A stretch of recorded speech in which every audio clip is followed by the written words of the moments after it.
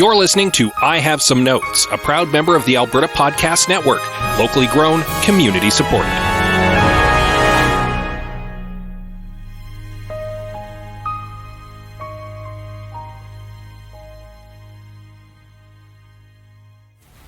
Gregg, what about an M. Night Shyamalan horror movie about people trapped on an island that is rapidly aging them?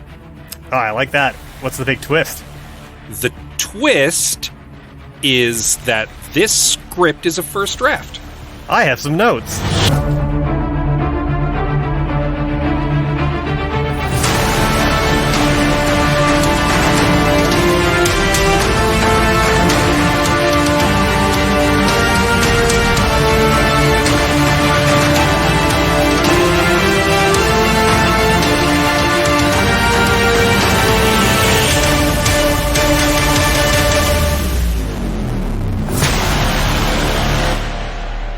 Welcome, everyone, to I Have Some Notes, the movie podcast with cuts, keeps, punch-ups, and tweaks on mediocre movies as suggested by you. I'm your host, Liam Creswick. I'm Scott C. Bourgeois. And I'm Greg Beaver. And today we are discussing the recent film, 2021's Old, directed by M. Night Shyamalan, based on a graphic novel, apparently, called Sandcastle, by Pierre Oscar Levy and Frederick Peters, and suggested by our listener at Dima. So thanks for this one. Question mark? Old. Yeah. No, actually, honestly, thanks for this one. This was one of the most entertaining to watch and fun to think about and hopefully podcast about movies we've seen in a while. So truly, thank you for Old. This is great. This one definitely is an interesting film to watch, but not for the reasons you would expect a movie to be interesting to watch. It's definitely a bad in very specific and interesting ways, and I think that's, you guys are right. It's right up our alley because of that. Yeah, it kept me surprisingly engaged. Like, I often will take a break for a pee and grab another bubbly or something, midway between a movie. And I watched this one straight through and it never crossed my mind to I wasn't checking the time. To its credit, I was engaged throughout, but the same way you're slow down to Rubberneck. Yeah, this is my second time watching it, and I found myself surprised that I wasn't on my phone more, and checking out.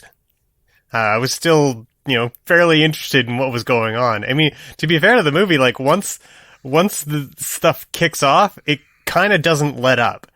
So even though you're kind of watching this bad movie unfold, there's so much happening so quickly that you just can't really look away or else you're going to miss quite a bit. Yeah, the pace is, I will say that for the movie, the pace is very quick. It goes by, the movie ages as quickly as the people on the beach do. Shockingly fast. Yeah, I ended up writing my notes and my thoughts about this movie sort of in the context of what did I like about it? Because the things that are wrong with it are so glaringly obvious and baffling that it really was oh, that's the easy part. That's I don't need to put notes down about that. Everyone can see what's wrong here. And so I ended up compiling quite a list of things I liked about it. And yeah, one of them was how quickly it gets to it. Immediately the what if shenanigans kick in right away and last for a significant chunk of the movie. Yeah, it's always throwing you a little an interesting premise of what a rapidly aging situation would be like.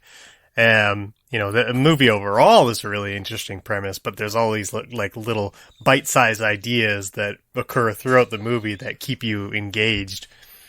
Things like what would happen if you got sliced by a rusty knife.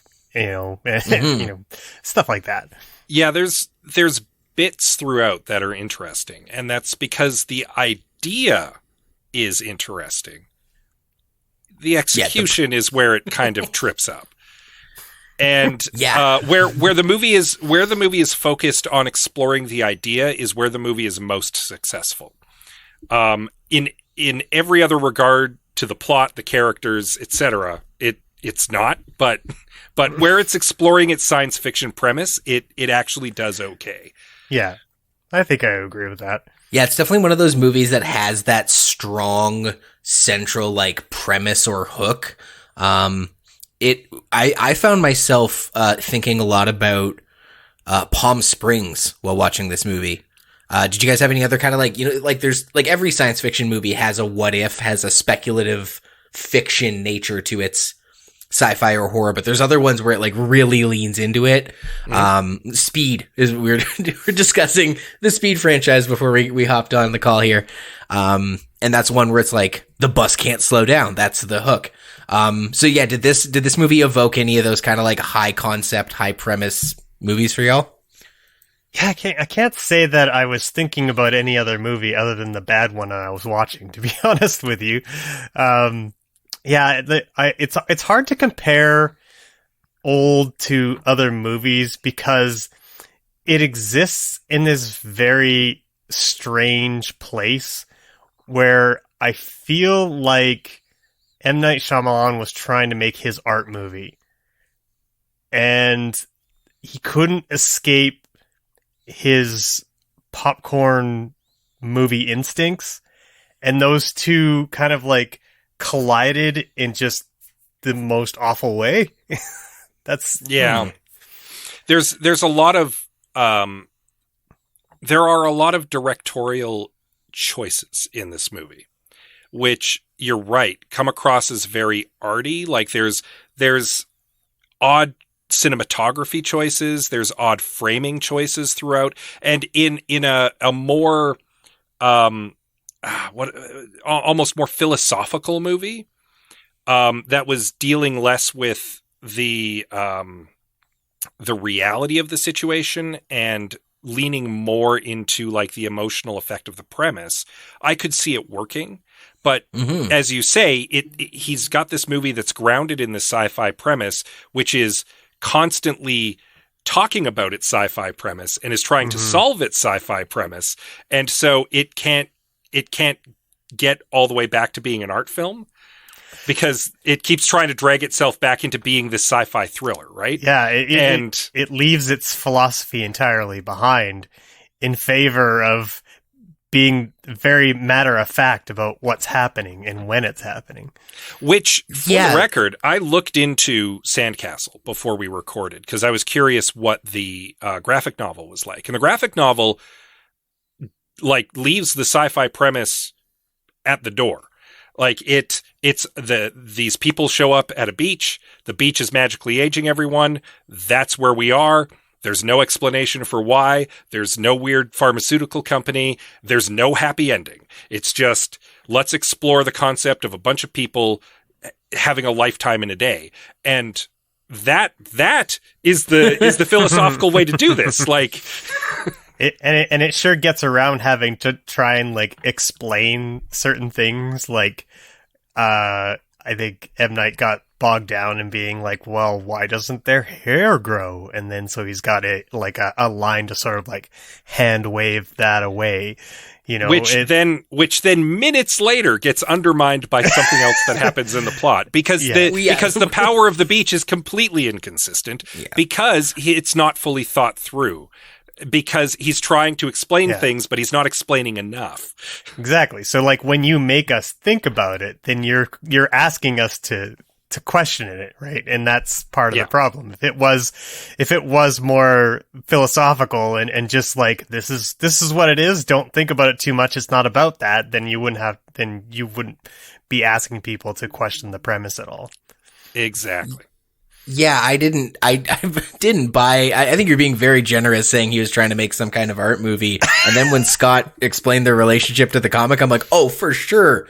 This guy was told the premise of the comic and exactly like you said, got way bogged down in the details. And the vibe I got from it, from like some of the ways that there's things that are clunky or awkward or like poorly thought out or like thoroughly thought out, but not thought out enough.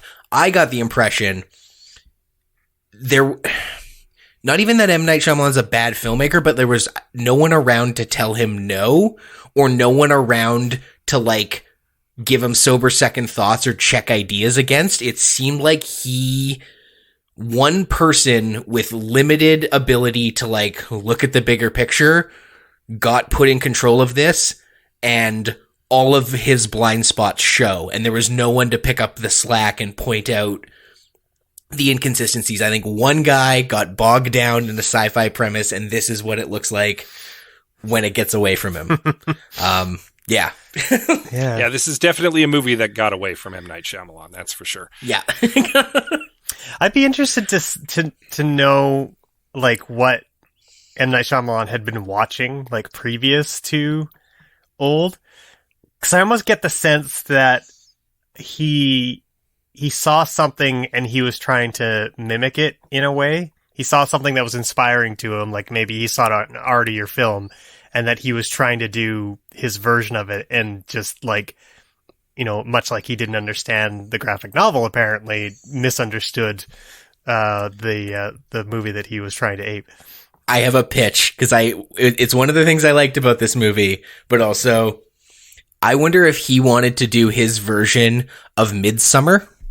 Oh yeah, because this is a horror movie that takes place almost entirely in beautiful sunny daylight, in a non-scary place, and yet is absolutely a slasher horror movie. There are a bunch of gruesome kills. Just the killer is the progression of time. And so, yeah, I wonder if he wanted to do a Midsummer, and again, and like you said, didn't understand the comic, also didn't understand Midsummer. Was but also Midsummer sort of like, did it also have sort of like understated cinematography? I haven't seen it. So it had fancy, thoughtful, symmetrical A24 cinematography. Okay. Yeah, it was. Yeah, if you haven't put together the premise of this by now, yeah, the place ages you quickly. That's the bit. And then it's explored very strangely by the following cast of actors: Gael Garcia Bernal as Guy, Vicky Krieps as Priska, Rufus Sewell as Charles, Alex Wolff as age 15 Trent, Thomason McKenzie as age 16 Maddox, Abby Lee, Nikki Amuka Bird, Ken Lung.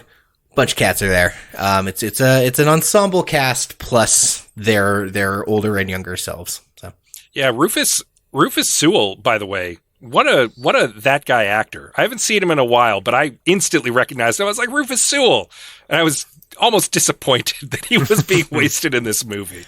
Yeah, and poor Thomason McKenzie. Yeah, Thomason, because she's been on the pod here 2 weeks in a row essentially. Yeah. And yeah, I was like, why does the dad look so familiar? Guy, Gael Garcia Bernal. And he's Scott, do you recognize him? Did you look up what he's from? He's from Werewolf by Night, which... He's the titular werewolf. Yeah, but he also voices Hector in Coco, which I am very familiar with because I have children who like that movie. Nice. But yeah, let's go to the trailer and the plot summary so we can really sink our teeth into this movie. No kids allowed on the beach? What? No. That's not true! Oh, no! Oh, no! We never leave each other. Nothing separates us. Are we there yet? You said 5 minutes. Technically, it's been more than 5 minutes. Let's just all start slowing down.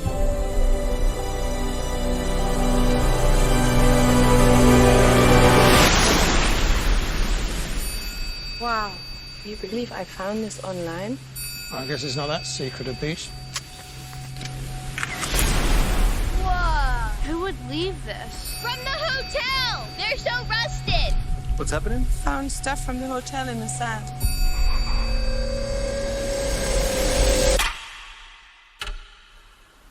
What happened to her, Mom? I don't know. What happened to her? The body has decomposed. How quickly can that happen? 7 years. But she just died. Wait, where are the kids? Trent! Kara! Come here! Hey, have you seen my children? Mom? I'm right here. There's something wrong with this beach. What's happening? Mom! Mom! I'm scared! They have to know what this place does. I don't know! You're lying! Look! What is that? A message. We never leave each other. Nothing separates us. We're connected to something bigger.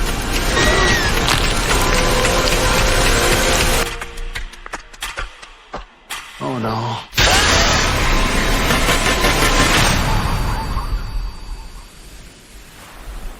In a last-ditch effort to make some happy memories before their marriage implodes, Guy and Priska drag their robotic children to a mysterious beach resort that, believe it or not, Priska found online. Is there nothing the World Wide Web can't do?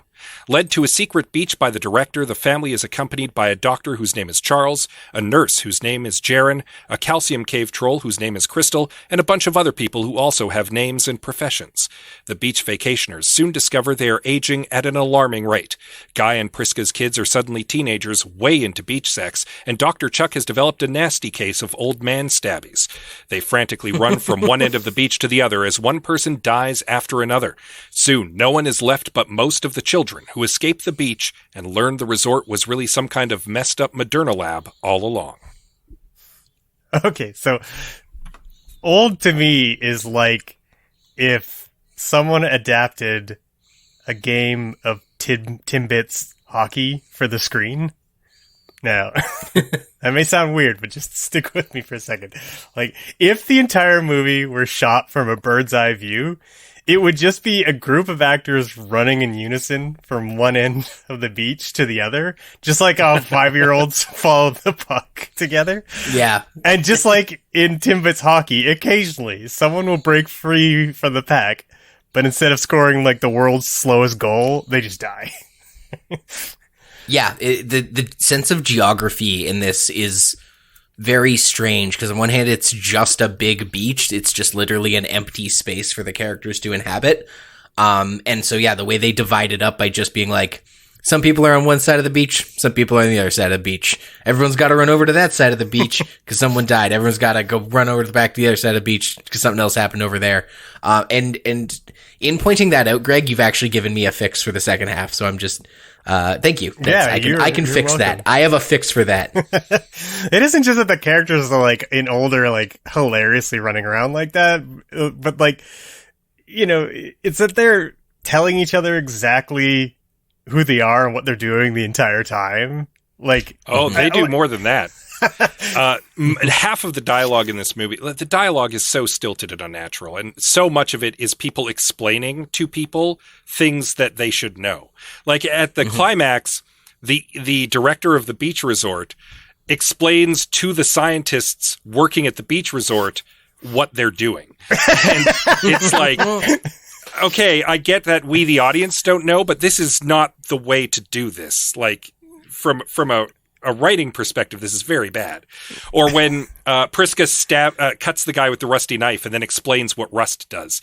And it's like, the man is a doctor, Priska. He knows what rust does. Like, yeah, this movie is all tell. Even when it shows, it's also telling. Like, yes. It's like, it could have just showed, but it's going to also tell you. Yeah. You know, I thought that, like, maybe you kind of needed the characters to tell you what they're doing all the time, because most of the time they're doing it out of frame. Yeah. That also happens quite a lot because of the, again, weird cinematography choices. I think that was, like, to me, was, like, the most fascinating part about it, because, like, I know that M. Night Shyamalan can, like, stage and block a scene competently. Like, we've done other M. Night Shyamalan movies on this podcast before, and that was not an issue. Yeah. So, like, clearly, like, he made a choice to do that, and I find that so fascinating that, like, clearly he was trying. Like, at one point, there was a scene where the frame was like mostly a rock face, and then there was just like two noses in it, and I'm like, what are you doing? Yeah, there was another scene where there's like a dramatic effort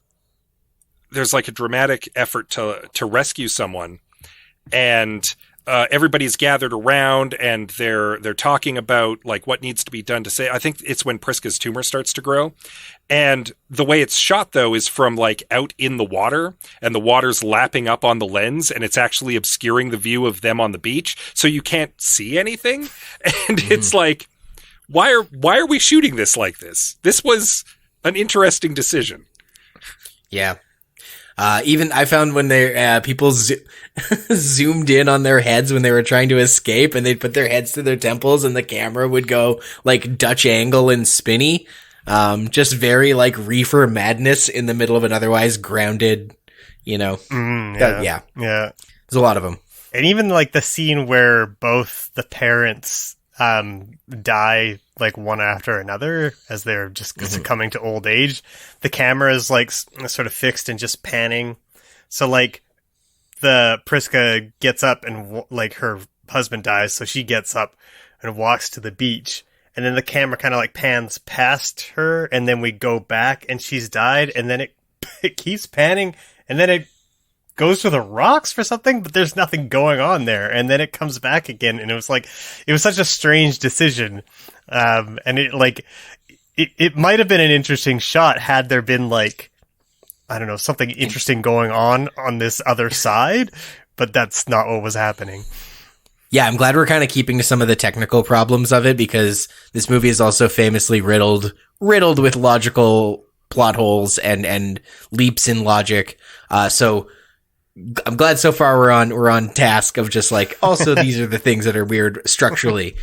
Because yeah, we talked about it earlier. The dialogue is incredibly stiff. I truly don't remember the last time I watched a movie with this like bad acting. Like it's not, and I don't know, it's like the actors are bad actors. No, most of them are actually quite good actors. Yeah, but they were acting badly in this, and it reeked of like they didn't have direction. Like, yeah, stiff bad script, and then no direction with it. Especially Jarin. Some of Jarin's lines, I was like, "Is this The Room?"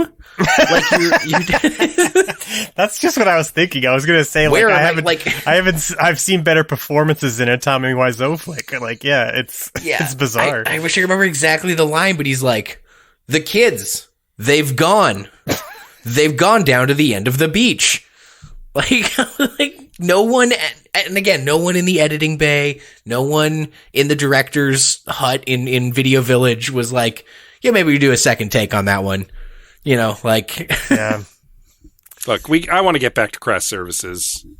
We've been shooting for 3 hours. Let's wrap it up. It's interesting that you mentioned that the script isn't doing them favors with the dialogue, and the director's not doing them favors with the direction. They're also not being done any favors by the fact that all their characters are one-dimensional. And I have to believe that that's just because they're all disposable. Like, none of the characters have any real depth to speak of. All of the character arcs are really stunted and meaningless. It's not good. It's not good. Yeah. So, Scott, you very prudently observed in the chat that they use this very lazy technique to introduce all the characters by just having Trent the little boy run around, go, "Hi, I'm Trent, and this is so-and-so. I'm a little kid. What's your name and profession?" And then the people go, "Well, my name is Gregg, and I'm a cop," or "My name is Terry, and I'm a sous chef," or whatever. And he says it to all the main characters and some extra ones, and it sticks out as extremely lazy way to introduce the characters.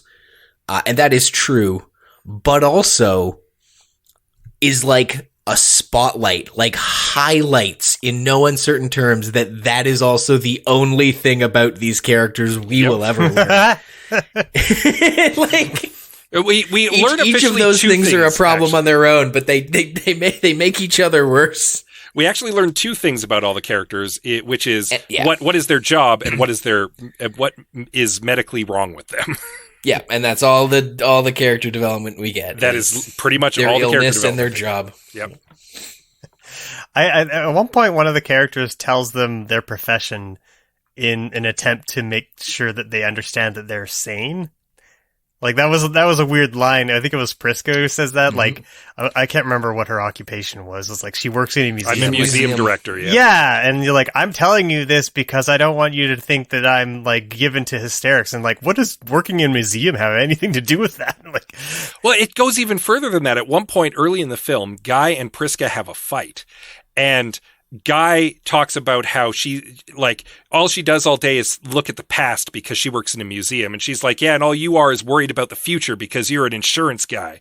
And because he's an insurance adjuster and deals with risk assessment, right? So even like their personalities are baked into their jobs, right? Yeah. Like that's the extent of what they are. And they're the two main characters, at least for the most of the movie. So, and at no time does that like set up between like how they view the world really have any bearing on the plot. I don't think. Not really. Yeah. Other than it's utilitarian at certain points for them to have specific skills or knowledge brought on by those roles. Yeah. Yeah. Yeah, it's very. Yeah, it's very lazy they character contribute development. a lot. Lazy character development. They don't necessarily add much. So. The couple bugged me because there's a lot going on and they couldn't seem to choose. Or M. Night couldn't seem to choose what was like the main conflict between them. Like they were about to be separated or whatever, and like he kind of like checked out in the relationship? Is like, am I picking up on that correctly? But my understanding was they were going to get divorced. Then they found out she was sick. Right. So they're kind of like staying together for the kids because they're not going to be together for long. Yeah. And then also on top of that, for some reason, she had like a secret affair or whatever. And just like, I don't know. At that point, I got a little frustrated just because like affairs in movies, like writers, please stop doing that. It's boring. Like that, like every single time you need a conflict between like a couple, like it always seems to be around cheating, and just like, please stop. Like we've seen that so many times, and like this was really frustrating just because like it seemed to me that like there was already like some sort of inherent conflict between them. Like they just didn't really see eye to eye on things or whatever. They didn't really need to have an affair associated with it. Or at least, to your point of, hey, stop doing that, affairs that happened before the movie started that are coming to fruition. Because I've seen, like, Don't Look Up just came to mind as one where you see the guy in the affair. Yeah. And that's, like, part of it. And that's fine. But it's this, like, oh, we need conflict? I had an affair before the movie happened. Yeah. Yeah. Yeah.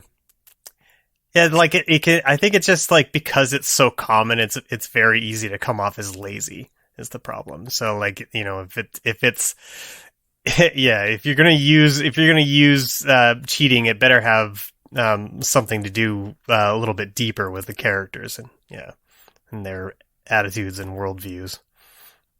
So before we get into the many good and also absurd and also somewhere in between ideas that this movie explores, I mentioned Palm Springs off the top.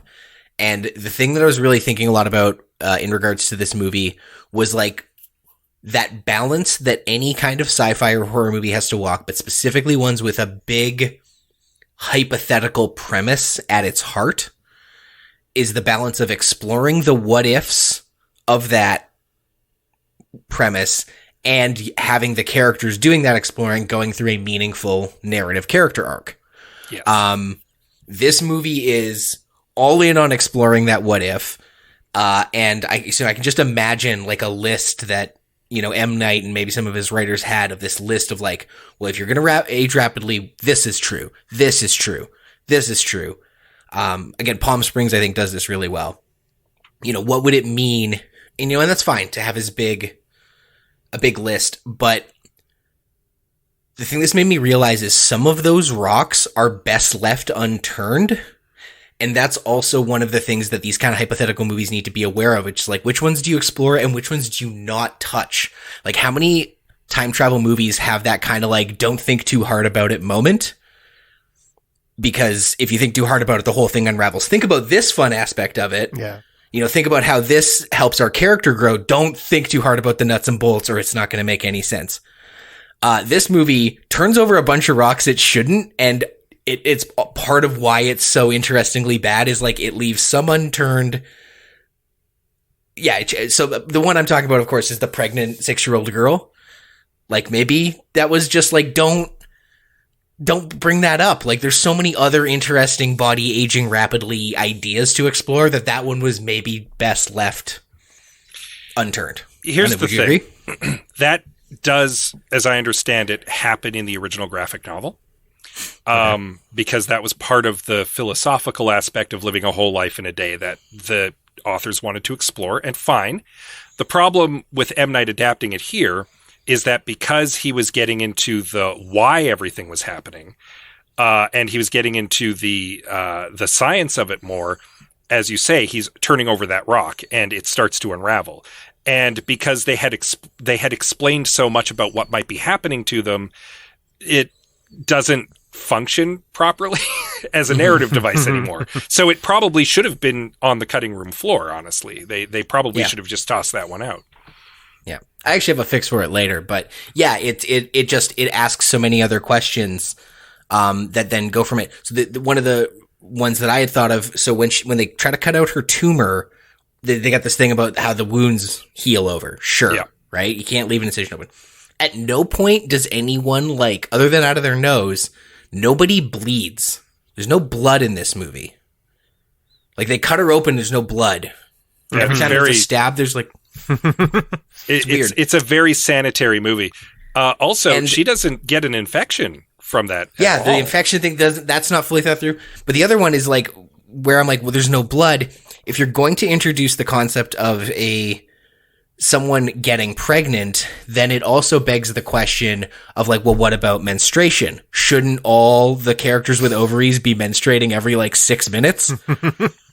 Like just free bleeding down their leg. And again, that's I'm not saying the movie should have included that. That would have been distracting and weird. It's one of those stones you don't turn over, but you can't turn over the pregnancy stone without also then turning over the all the other non-pregnancy time stones. Like it don't. Ugh. Yeah, Liam's not saying it should be there. He's saying that you shouldn't have even gone there. Yeah, we shouldn't, and it's, I mean, the same thing goes with the whole, as soon as they say, oh, dead cells don't react the same way, that's why our hair isn't changing, and then also have dead corpses decompose really rapidly. It's like, well, just don't bring it up.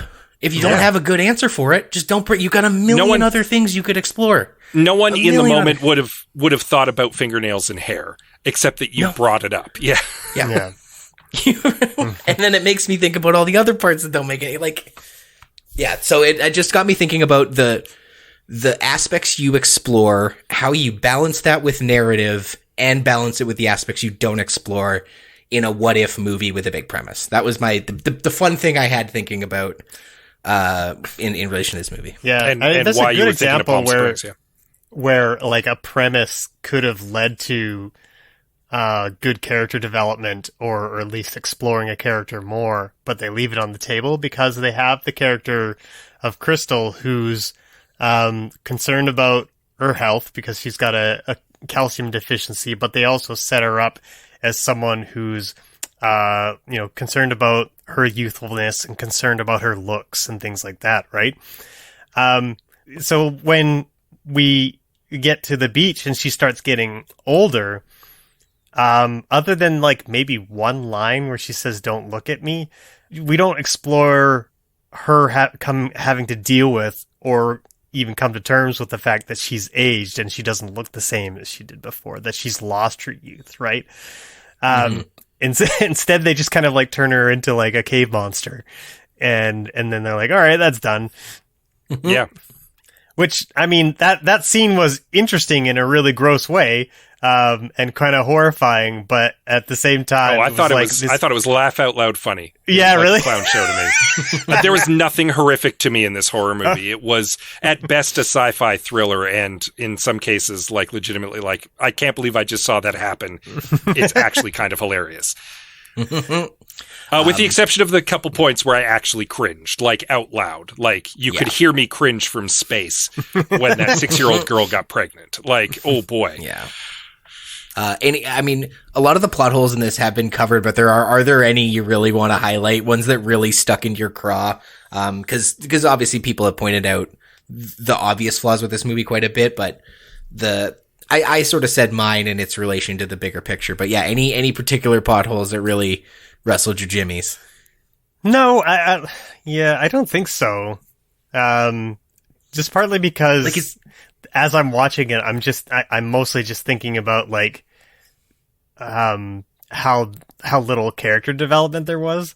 So like the plot holes are sort of like incidental to me because I was just like fascinated by like how little the movie was trying to like spend time working on its themes.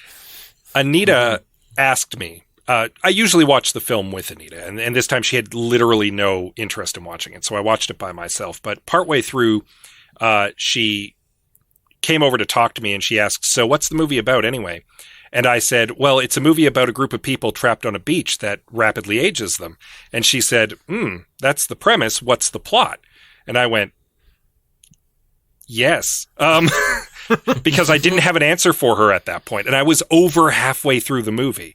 That is how little plot is going on here. That's how little actual story is taking place, other than just like bits about people rapidly aging on a beach that are loosely strung together. Yeah. And it's interesting. You really illuminated it for me, Greg, a moment ago when you said how a lot of these characters are faced with problems and are dealing with the fact that they're rapidly aging, and many of them are dealing with medical issues, and none of them have to deal with any of that. Most of them die from violence, and the ones who don't die so abruptly that they don't really have a chance to come to any sort of meaningful end. They don't get a chance to come to grips with their sudden mortality. They don't get a chance to wrestle with the fact with their illnesses before the end. And so all of them are, I said it before, they're all very disposable characters. They're meaningless, disposable characters. And that's why they can just easily be summed up as Jaren is a nurse and Charles is a doctor. Mm-hmm. Yeah. I mean, you might have already kind of done it, but I wrote that down as a fix of like, have the illnesses be a significant thing that they reckon with, you know, if the whole reveal is like, treatment over time, getting to test, new medicines rapidly, which is the whole reveal of the company, then the flip side of that is like, well, what does it look like to go through to recover from cancer or something in a day and in a half a day, or something that would have killed you slowly over 10 years is now going to kill you slowly over 4 hours. What does that deathbed revelation look like? You know, there's none of that. Or, you know, the one woman who was kind of cured by the medicine that they gave her before they sent her to the island. Like, she has, is it epilepsy that she has? She has seizures, and she doesn't have one throughout most of the day. And at no point does anyone kind of like point out, or does her husband or herself sort of like wrestle with the idea, like, why, like, if I'm rapidly aging, why am I not having seizures or whatever? And that isn't really dealt with at all until she just has seizures so bad that she dies. That illuminates something brilliant, Greg. Go ahead, Scott. I can see you're wincing. Go finish with that. No. You, because my thought takes us to a different place. You go. Okay. First. The thing that's illuminating about that, Greg, is this movie is all in on exploring the premise of what if age rapidly. That's all it's concerned with for 70% of the movie, that it even forgets to explore the central mystery, which is kind of what M. Night Shyamalan is known for. Like, it doesn't do character development. It doesn't even tease the mystery at the heart of this very well, because it's so hung up on what would happen if you age quickly. And there's a great example of that. All they'd have to do is be like, why hasn't she had a seizure? She usually has like 3 or 4 a year. There are definitely clues. There are definitely clues early on during like the 15 or so minutes we spent at the resort, where he's planting the clues. But when they get to the beach, there's very little of anything. So it's very front loaded, and that 14 minutes is packed with stuff, including a lot of character introductions. So it would be easy to miss all of that.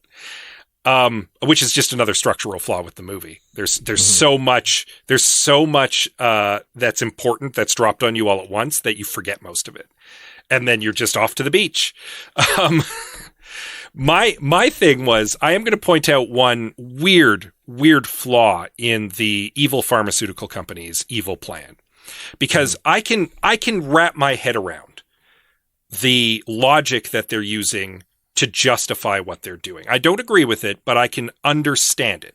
We are sacrificing a few for the benefit of the many. But even not including the fact that the science they're doing is deeply, deeply flawed, which I'm not going to get into. There is the fact that they are abducting people and putting them on this beach who have no reason being there. Like, Guy doesn't have any ailments. Why are you taking families with children? Why are you taking people who will be missed in their real life? When there are sick people who are single or who are loners or who don't have children. Because putting those children on the island is just like, well, I guess we're also going to do some murders. Like, in addition to the unethical testing we're doing, we're also just going to do some murders. That's just something that's going to happen. Like, you could have put together a singles resort for sick people. Yeah. And then just said, like, oh, because it's a single resort for sick people, a bunch of people die at our resort. It just happens. It's just a collateral part. And then their disappearances don't matter. You're guaranteeing you're only getting sick people on that beach. Like, I came up with a better evil plan than this pharmaceutical company in 10 minutes, guys. Come on.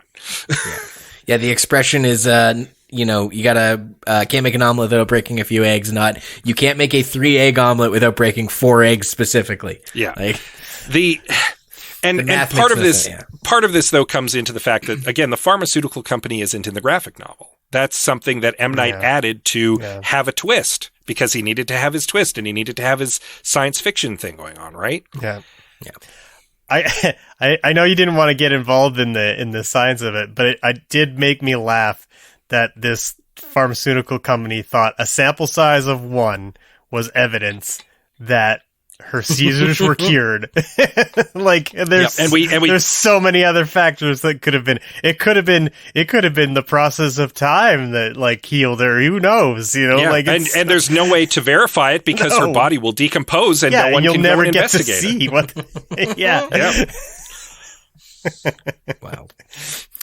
Wow. All this being said, I certainly have some fixes, and I know you guys do as well. So why don't we hear from our friends at the Alberta Podcast Network and come back with some bona fide fixes to this movie that has a great premise at its heart and just a mess everywhere else. Calling all new and emerging content creators in BC and Alberta. In case you haven't heard of Story Hive, they've been supporting storytellers in Western Canada since 2013. This year, they're celebrating their 10th anniversary with their biggest edition yet. The Story Hive Anniversary Documentary Edition is funding 80 short documentaries on any local story you are passionate about. You could get $20,000 in production funding, training and mentorship, and distribution on TELUS Optic TV and Stream Plus. If you live in BC or Alberta and you have an idea for a short documentary, now is the time to send in your pitch. Send in your application by February 28th at storyhive.com/apply. Your story, your narrative.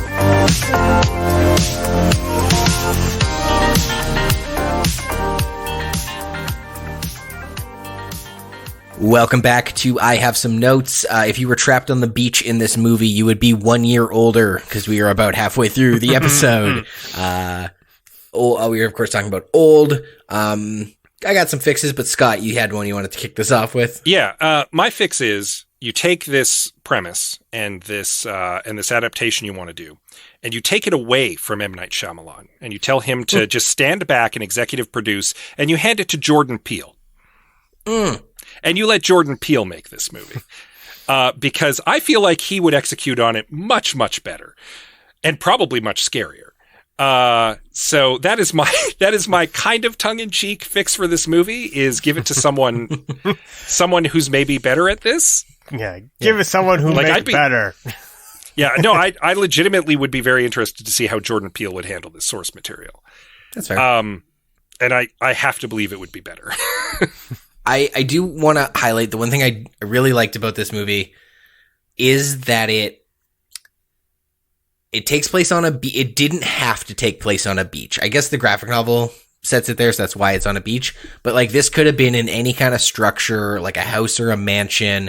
And whether he succeeded or not, I do like that he was trying to kind of do the Midsummer thing of being a horror movie in daylight, because this is one of the few horror premises that works with the lights on. So just want to make sure that I kind of didn't specify that when we were talking about the good things off the top, and do want that known.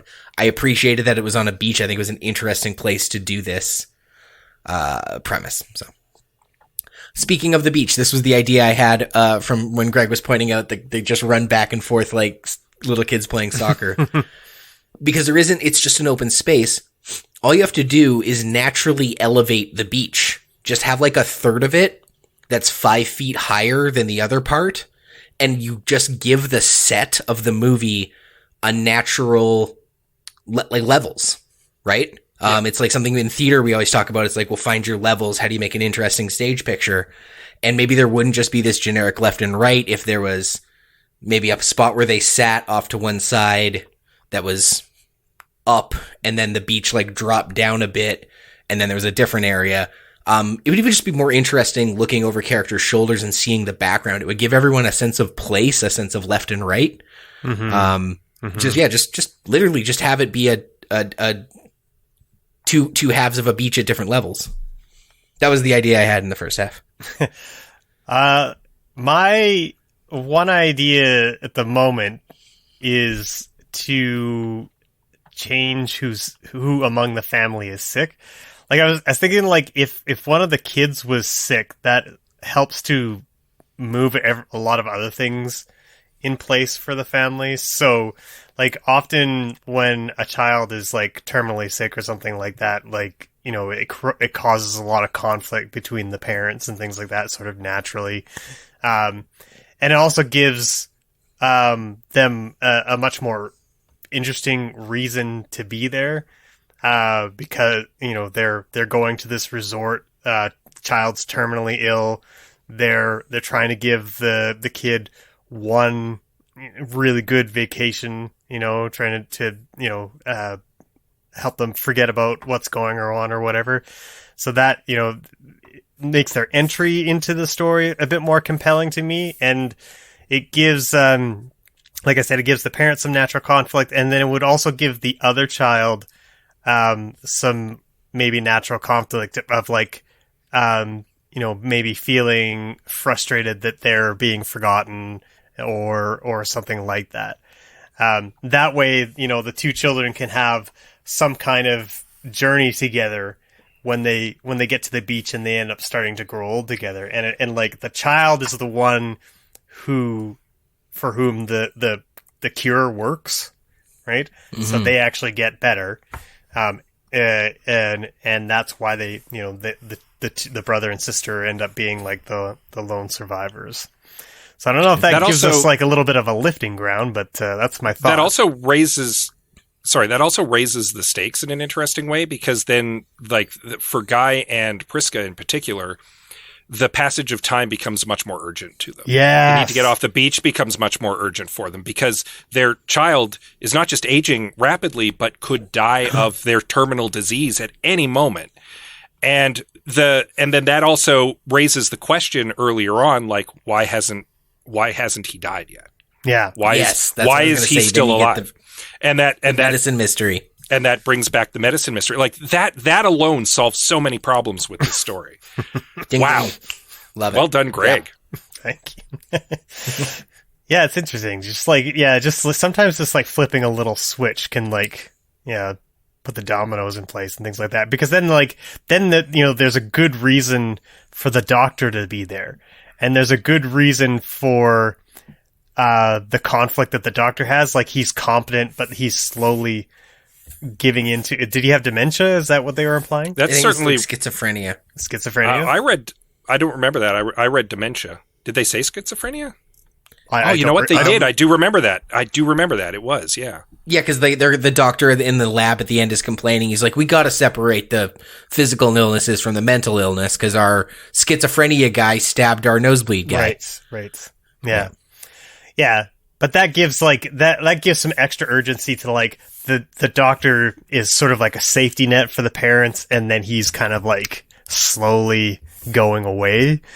Right. And that makes that sort of that become even more urgent for them. So I think that's a little that works. It works for him. I'm not too sure what to do with some of the other characters that are involved, however. give them more depth, give them more pathos as they grapple with their mortality and with their illnesses, which are becoming more and more pronounced and more lethal as the hours progress. And don't just turn most of them into like monsters that need to be fought off at the end, which I don't think is fair to the characters either. Like have the social media influencer like have to grapple with the fact that she's rapidly getting old and no longer beautiful. Have the doctor not just turn into a violent like monster. Like actually, there could be one. In a horror movie, there's always the one threat from within. Like, there's always one person who, like, becomes a problem for the party because they can't handle it anymore. But it happens more than a few times. Yeah, and you get one. Yeah, and that's fine. But I think even if he does become a monster, maybe don't dispatch him like one. Like, don't treat the guy whose mind is being lost because of the ravages of old age as a monster. Maybe be more sympathetic to him. Like, I don't know. I feel like there's a way for the movie to explore more with these characters than just have them be simple disposable horror movie props. Well, I think you found it. I know you're saying you didn't have too many fixes for this, but it was the thing we sort of came to in the last segment. Spending time with the characters, coming to grips with their illness, having some kind of character arc and a reflection on life and death. It seems obvious to say, like, we'll just spend more time doing character stuff. But the way I see it in my mind, if they spent a little more time on meaningful character arcs and the, you know, fragility of life and the terror of illness, if they spent a little more time on the mystery at the heart of it, which is M. Night Shyamalan's known for, and they spent less time going through the full what if list of if rapid age, then what? They filled up on that stuff and they didn't balance it with the other things that are important. Just massage it a little. Yeah. Cut some of the, you know, what does it mean if time is aging sci-fi stuff to make a little more room for the mystery and for the character arc, and things would even out. It wouldn't feel so lopsided. Well, and you know, even pointing back to Gregg's earlier tonal issue with the movie where it can't decide if it wants to be this artsy-fartsy philosophical film or this like sci-fi thriller, if you spent more time with the characters grappling with the implications of what's happening to them and coming to terms with it, there you go, M. Night. You've got your artsy-fartsy philosophical movie. And you can have them talk about the implications of this scenario while they're also trying to figure out what's going on. And how to get out of it, yeah. They spend a lot of time talking about what's going on, what this all means. And if they were talking more about themselves, you could still get there. Like, you can still get that, you know, sci-fi, what happens next, what's going to happen stuff, couched in thoughtful character development. Yeah. I also have a fix for the pregnant kid scene. Straight up, don't have it, but also, I was talking about like turning over stones, right? There is something to be said about the idea that these three child characters are going to have to experience puberty over the course of about 2 or 3 hours, which is scary. It's also pretty funny. This movie has no jokes. There is not a moment of levity in this whole movie. Yeah. Right? It's pretty grim. It's pretty grim, takes itself pretty seriously. There is not a moment of levity. My pitch, the idea of having to explain or even deal with puberty and your brain is 6, but your body is 15 is kind of funny. And that happens in about the middle of the movie. That is the perfect place for a somewhat funny scene. And I don't think that the pregnant kid was meant to be played for laughs, even though it is laughably bad.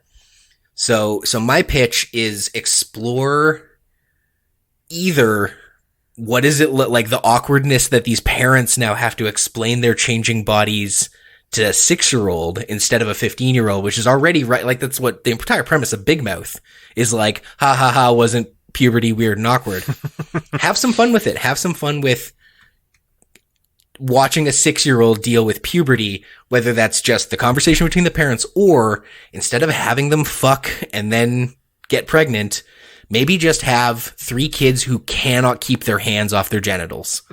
And they like cannot explain it. Like every time they turn their back, the kids are off jerking off somewhere.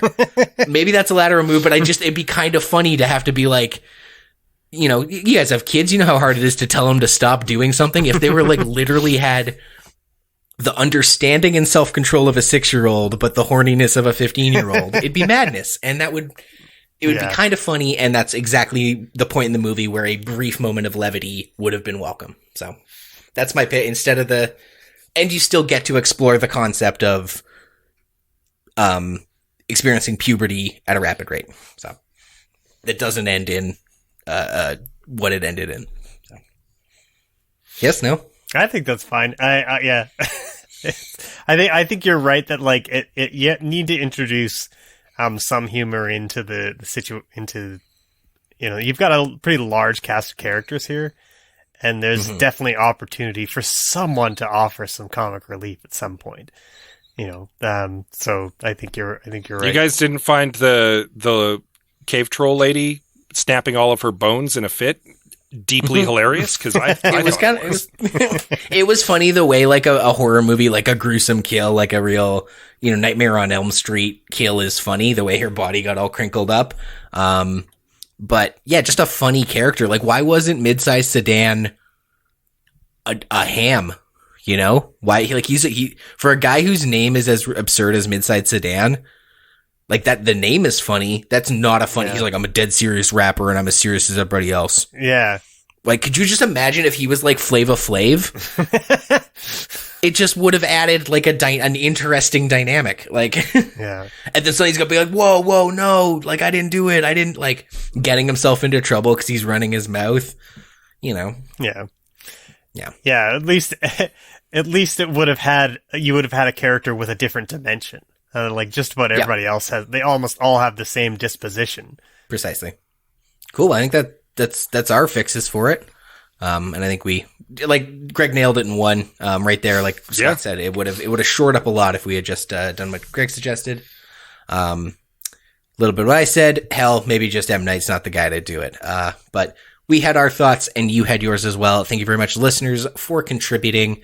Whenever we solicit these, please, if you got thoughts on the movie we're doing, we love to hear your perspectives. Robin from Cinematological says, there are a million interesting themes that are introduced and abandoned in the first half hour of this movie. How we trust the service industry to have our best interests, even in remote areas, racism and an inherent bias, how children age dramatically in a short time. I would agree, Robin. Lots of interesting ideas. But he continues, I mean, it's so stupid. They operate with a pocket knife, and while the wound heals instantly, apparently bacteria would not affect time acceleration because she should have immediately gotten infected. Everyone is aging, but their metabolism doesn't change, and they don't gain weight from the lack of activity during time acceleration, even though the children exhibit both. Like I said, it's dumb as shit. Yeah, it's weird that they talk about the children and needing more food because they're always hungry at the beginning, right? And then the one girl gets pregnant and she's not, you know, plowing down food like crazy, trying to like, she would need buckets of food to sustain a pregnancy, right? And yet, you know, it's another one of those things where they put the thought in our head, and then it made us think about how the premise kind of falls apart. Yeah. The phrase I kept coming back to when I was thinking about this was like, so much of this movie is not very well thought out that even the stuff that is very well thought out is not well thought out. No. And again, the childbirth thing and the children aging does happen in the graphic novel, but it's all hand waved because it's just magic. It's just magic that's happening. There's no explanation for it. So there's no, you just kind of let it wash over you because the why it's happening is not the point. Yeah. But M. Night is so focused on the why that it's happening that it completely unravels all of the magic, right? Yeah. But also not enough because the mystery is just kind of gets shored up at the end. It's not teased and explored throughout. So yeah, wild. A little more from Robin, however, continues. Finally, the idea that Big Pharma would mercilessly experiment on humans because of a magic beach is so convoluted and expensive. Like, of course they would, but they would figure out the cause and set it up with paid human trials because that's cheaper. And then a final addendum from Robin. Part of aging is learning your capabilities and practicing to get through repetition. A 6-year-old's life experience in an adult brain is a 6-year-old brain that thinks slower. Yeah. I think I see what he means there. Robin actually also mentioned that he would not have watched this movie had it not been for us doing the podcast. And I apologize for making you watch it, because this one was one that you could miss. This is one I don't feel anyone owes anyone an apology for. This, I am overall glad we watched this, because it was I've never seen a movie quite like it. Yep. It is bad in ways not a lot of other movies are bad, and it does try things a lot of other movies don't try. And so for that alone, I'm actually quite glad I watched this movie. Yeah. Yeah, give me someone that's trying something over like a mediocre movie any day of the week. Like, I'll always be more interested for sure. Herman from Modern Manhood Podcast says, get better dialogue. Maybe ask the actors to say them in a natural way instead of someone screaming, I am a nurse. It's honestly an interesting premise of a movie, and there are some things that are genuinely creepy and exciting. The broken arm scene was wild. But also, the twist was so bad, and just, people don't talk like that. Yeah, they don't. George Lucas famously can't write dialogue, and apparently M. Night also needs to find himself someone who can punch up his dialogue. Yeah. Mm-hmm. Yeah. This script needed, probably like another 3 or 4 passes. It's in rough shape. Yeah, it's underbaked for sure. Underbaked is exactly, dude. I love that. I love that phrase. It is so underbaked, it's raw. Like, yeah. So I was trying to what's the analogy for something that has been taken to the finish line but was still not done, and underbaked is it. I love that, and that's sort of what I was trying to get at when I was like, it feels like he was just doing it by himself, and there was no one to help him or check him. Yeah. And this is the result. So amazing. I love that. Tack says, I can't help but feel like every bad choice that was made, I would have made without seeing the final product. Dude, that's what I'm thinking happened with M. Night. That's what I was saying just a second ago. Sick. It should be a somber, serious affair, but that sounds boring. Can we make it pace like a gripping thriller? It should have an ambiguous ending because it's an allegory for life, and explaining will just distract from the message. But what if we explain everything with a crazy twist, and it's this sci-fi experiment, and ... and then sort of trails off. Yeah. Fun fact, actually, because again, I did look into a little bit about this movie before we recorded, because I was curious about so much. And one of the things I found out is that when this movie was going to test screening, it didn't have an ending yet. Because M. Night hadn't figured out how this movie should end. And it wasn't until the final edit was them adding an ending to this movie before it went to theaters. Wowzers. Right. Well, that certainly explains why the illnesses weren't fully explored. Because he didn't necessarily know that that's the thing he needed the most, right? Yeah. So yeah. Or any of the foreshadowing. Yeah, absolutely. Yeah. I really like what Tack said here about I would have made without every choice that was made, I would have made as well. In watching that, and I think maybe it's why I was so engaged with it, I gotta say I feel kind of the same way, because it was, whenever I watch these kind of movies with a big hypothetical, if this then that premise, I do kind of want to gorge myself on exploring all those nooks and crannies. Sure. And that movie did this, and it's it's why you don't eat dessert first kind of a deal. And so I relate to Tack in saying I think I would have made some of the similar mistakes, because it's so enticing to want to get hung up on the what if of it all. Yeah. The something cast says recast M. Night's role. There you go, Scott. He means the fact that M. Night plays the bus driver. Yeah, whereas I meant M. Night being the director. And the writer. M. Night should be doing something else. M. Night should... Okay, recast M. Night's role. Nothing worse than having to endure him and this embarrassingly bad film. There's so much exposition, it's almost literally like watching a book being read. I've seen more expensive acting in oil paintings. I've seen more expressive acting in oil paintings. Yeah, there was a point early on when Trent, when he's a little boy, gets bumped into by a corpse in the water at the beach. And his reaction is like, Mom, like, and it's just like that little boy was given no direction whatsoever, no coaching and no direction. He was acting without a safety net, and they let him land flat on his face, and I felt so bad for him. You could Thomasin McKenzie is trying. She's trying real hard, but there's just not much there for her to work with, right? So, yeah, God bless her. And God bless you, our listeners, because that concludes our episode. Of course, you can follow us on social media, facebook.com/I have some notes, at I have some notes on Twitter, at I have some notes pod on Instagram, and wherever it is you're listening to this, please give us a like or a rate or a review, whatever little button they want you to click. Please click them all. Click all the buttons. Hey, speaking of young people and old people, there's a podcast right now called Bridging the Gap, where Steph and Karen talk to people from 7 to 97 and find out how we're all the same and also how we're different. You can check that out and more right now at albertapodcastnetwork.com. That's a really... I'm glad you brought that one up. That's a very good apropos premise for a podcast for this particular episode. You know what it might have been a better explanation for people aging rapidly? Mutagen. And we'll be taking on Teenage Mutant Ninja Turtles 2, The Secret of the Ooze, next. So tune in 2 weeks. Until then, I'm your host, Liam Creswick. I'm Scott C. Bourgeois. I'm Greg Beaver. Keep watching the skies!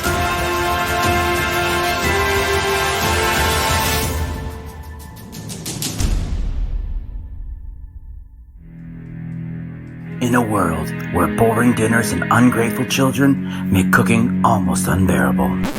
Whoa, that's a little too dramatic. Let's try this again. I'm Heather Dyer. I'm Erin Wager. And I'm Sarah Somasundaram. This is Three Kitchens, a podcast about home cooking. Whether you like cooking or you just like eating, join us to talk about food. We'll have new episodes of Three Kitchens every Tuesday, wherever you listen to podcasts. Three Kitchens. They'll tickle your funny bone, whet your appetite, and warm your heart. Did that guy think he was Bruce Wayne? I kind of liked it, actually. He made us sound super badass.